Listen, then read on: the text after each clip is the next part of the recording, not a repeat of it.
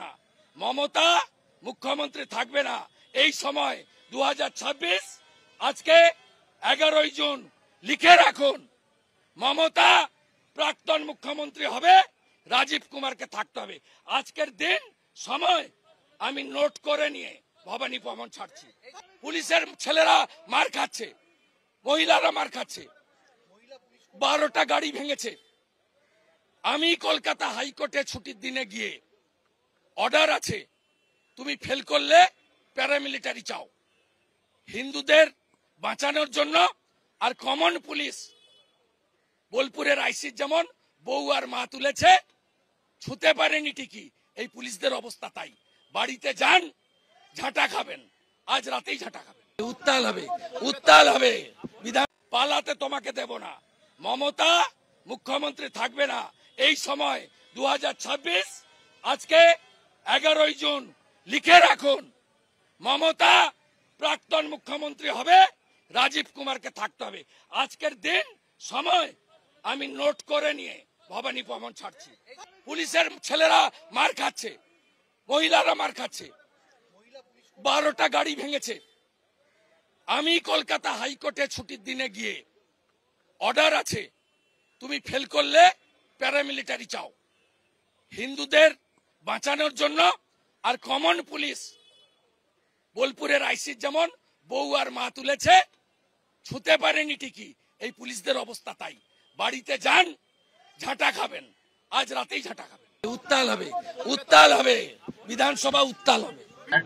police পুলিশের কাজ করবে আমাদের এই বাংলায় হিংসার কোনো জায়গা নেই বাংলা কখনোই গুজরাট হবে না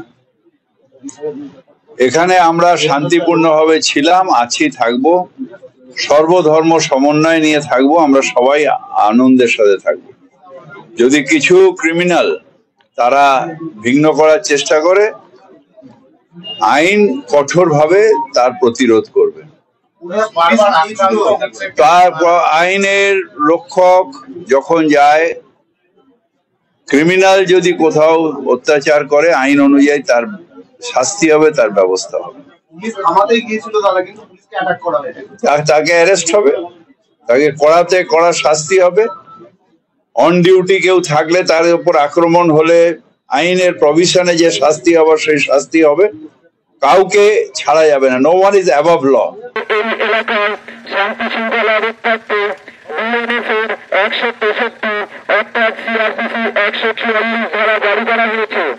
এই আইনের বিধান অনুসারে 5 জন অথবা তার বেশি ব্যক্তি এক জায়গাতে জমায়েত করা সম্পূর্ণভাবে নিষিদ্ধ এই আদেশের অমান্যকারীদের বিরুদ্ধে যথাযথ ব্যবস্থা নেওয়া হবে এই এলাকার শান্তি শৃঙ্খলার অর্থাৎ বিএনএসের 165 অর্থাৎ সিআরপিসির 144 ধারা জারি করা হয়েছে এই আইনের বিধান অনুসারে নয় যে পৃথিবীতে এই ঘটনাটা কোথাও প্রথম ঘটছে তো পুলিশ প্রশাসন আছে কোনো জায়গায় কোথাও একটা আপত্তিকর পরিস্থিতি তৈরি হয়েছে তো পুলিশ সেটা দেখছে কোনো এলাকায় কোনো কারুর মধ্যে কোনো মতপার্থক্য হতে পারে কোথাও একটা সংঘাত হতে পারে সেগুলো খারাপ জিনিস পাড়ার লোক পুলিশ প্রশাসন এরা সবাই গিয়ে সেটা সামলে দেন